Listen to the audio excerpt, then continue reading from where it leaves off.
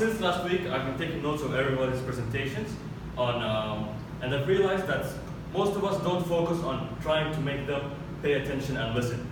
So my presentation is going to be about how to make people listen. And I'm going to try and do the tips I've got. So first, we've got some habits we should avoid. First, we've got judging. Judging someone before he even tells something will make you think negatively about that person no matter what he says. And then we have complaining, a very bad habit most of us does. Finally,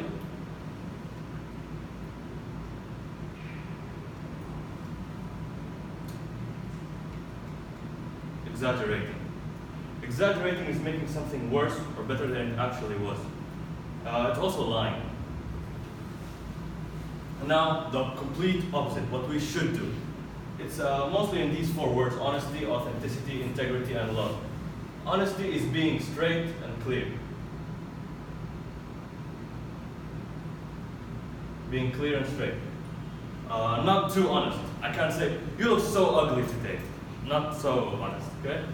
Then we've got authenticity. Authenticity means, it comes from the word authentic, real, being yourself. Next we have integrity. It's related to authenticity. It's being your word, doing what you say. Finally, love. Not romantic love, but wishing each other well. Finally, I'm going to tell you how to use your voice when speaking. You can use it in tone, different tones, and the pace or speed and volume. So first, tone.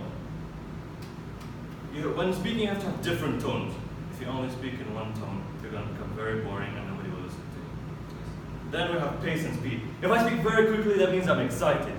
And if I speak slowly, I want to confirm something.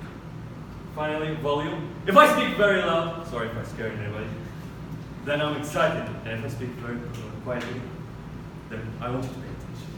Finally, we've got silence. The most important, silence. Nothing's wrong with silence.